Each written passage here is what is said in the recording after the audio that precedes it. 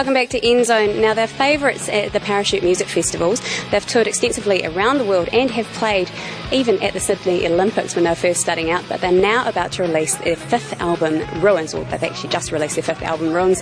Mumsdollar, Steve and Tim from Mumsdollar, welcome. Hi, thank you. Hey. Now, fifth album, you guys must have been together for a wee while. Yeah, I don't know if it's fifth album.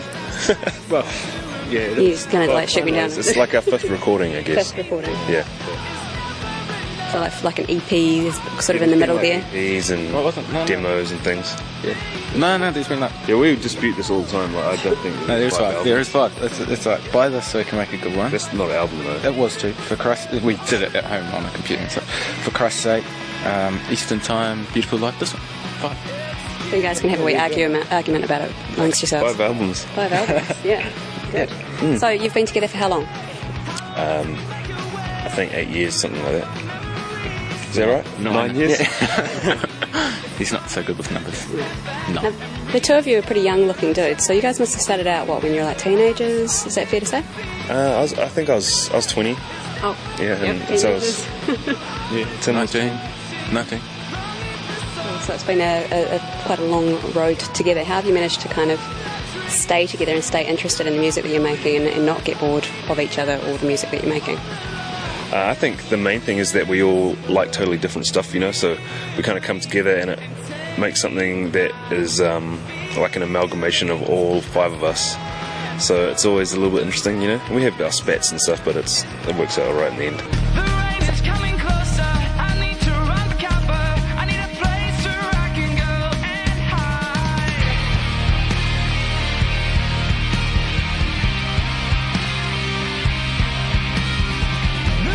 So your fifth album or recording or whatever you want to call it, how is it different from your first album, say, for Christ's sake? A lot different in pretty much every way that you can imagine. Do you have specifics? Budget, for one. Yeah. We're at York Street. Yeah. We haven't been there before.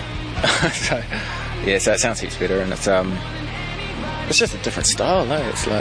It's the same style, it's just like, I think it's a bit of a progression from what we were playing 5 years ago when we were playing like total pop punk stuff. Yeah. It's still the same band and very much the same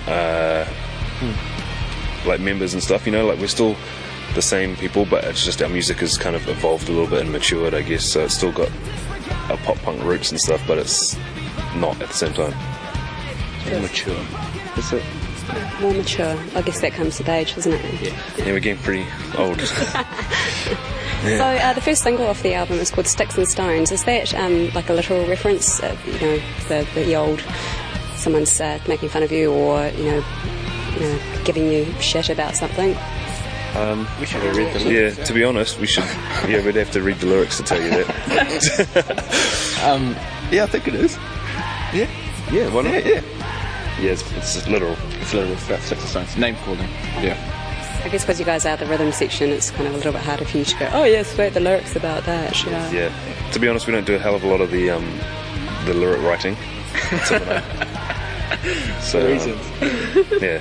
So you've come to album or release number 5, all these years, all this maturation, I guess. Where is the future of Mumsdollar? It's quite a good run you guys have had already. Yeah, it's a really hard question to answer. Surely you've got a crystal ball or something that you gaze into. Yeah, kind of. Mine just shows like alternate realities, though not so much the future. No, I don't really have one. I guess with this album, in reality, it's sort of like we've put everything into it. We've basically just gone, let's blow the budget and do something that we can walk away from if we walked away from it and go, and we're proud of it. We did something which was good. But in saying that, it's good. So we're hoping it goes. We started selling in Japan with the other album, so we hope this one sells better.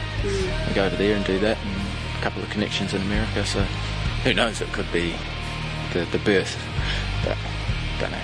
It's we've always flown on the seat of our pants to some degree, just gone whatever happens, and we've maintained the same lineup, and so we've survived so far.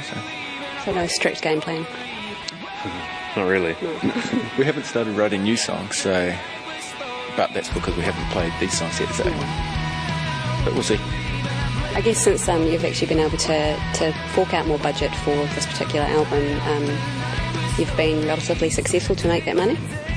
I think we've just been kind of wise with the money that we have made. Like Tim's, like really prudent is yeah, you could use that word.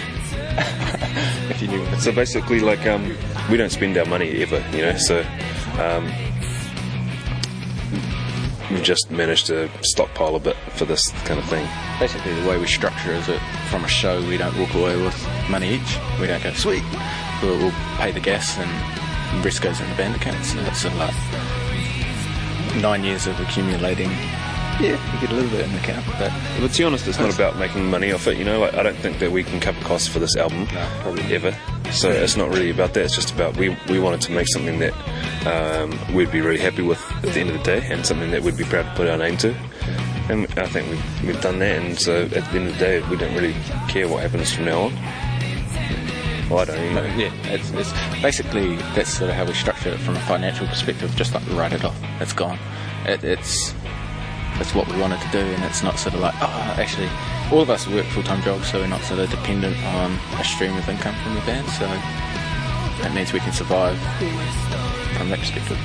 So you recorded the album at York Street Studios here, which is where we are right now. You can't see that, but that's where we are. You also got it mixed and mastered different places. Whereabouts? Tim? we got it mixed. So Nick Manders was heavily involved. He was here, and we mixed it over in the Grove in Australia. I think it's in Sydney, and then it was mastered in New York, which we didn't have anything to do with. So we were involved in the mixing process, mastering. Don't even know what it does, but it does something. So. Did you choose to go with the people that were mixing and mastering your projects because you've heard other stuff that they've done? I think it was basically Nick who was doing a lot of the production and stuff. He had a certain thing that he wanted to do with it, so we just kind of let him go for it, eh? Apparently there's a desk at the Grove, which is the desk. So it's like, hey, whatever. Do we get to go to Australia? Yeah, let's roll. And they had quad bikes there. It was a cool studio, actually. But yeah, so Nick, and he recommended the master guys, and I just sort of went with what he said, pretty much. You have had your fair share of international travel though, haven't you, as a band? A little, as a band. Not extensive, but a little bit. We've travelled through parts of America and Australia and stuff a few times. You've performed quite large audiences over in the States especially, haven't you? We've really played to bigger audiences here than in the States. Parachute's big crowd, it's like 20,000 people or something. Yeah, States was kind of big. It was a few thousand, I guess. No, the biggest probably one. about 10,000. It was big. That's pretty massive. Yeah, we played arse. It was terrible. So, yeah, it was actually probably the worst show we've ever played in our life, and it was probably the most important one as well. That's what we call character building. Yeah, it certainly was character building. And Ben, our singer, lost his voice for the first time in 8 years, and it hasn't since. Two songs is what we got out, and they were pretty. But we still sold some CDs. And you learned from that experience. Yeah, for sure. It was jet lag. Mostly I put it down to jet lag. Now you're going to be doing a bit of a tour around New Zealand very, very shortly. Of course, the second single from the album Ruins, Brothers in Arms, is coming out soon. And whereabouts are you going to be touring? We're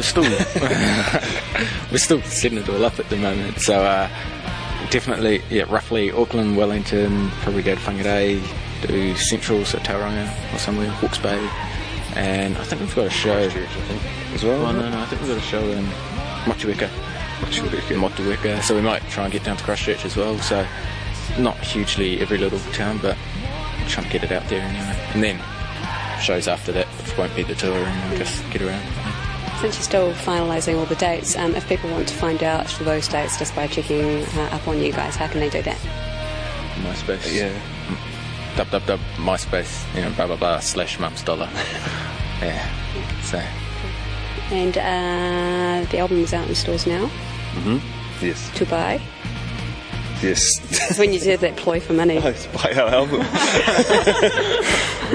It's amazing. Oh, we have. Look at this. We have one right here. Look, here's one right here. That's pretty. Do you want to show the camera? It's a pretty album.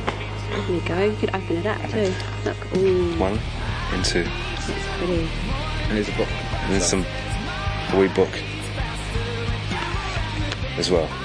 So it's good bargain for money. You get a lot of packaging, things like that. No expense spared. None, actually. All right, well, Mumsdollar, that's these guys, Steve and Tim. Congratulations on your 5th release. Thank you. And make sure you go out and buy it. And watch this space for more from these guys if you want to check out their MySpace page. They just gave you the address before. That's www.myspace.com/mumsdollar. You can also hear some of their new material there. Thank you. Thank you. It was a pleasure. And we're going to check out first single from the album Ruins. This is Sticks and Stones.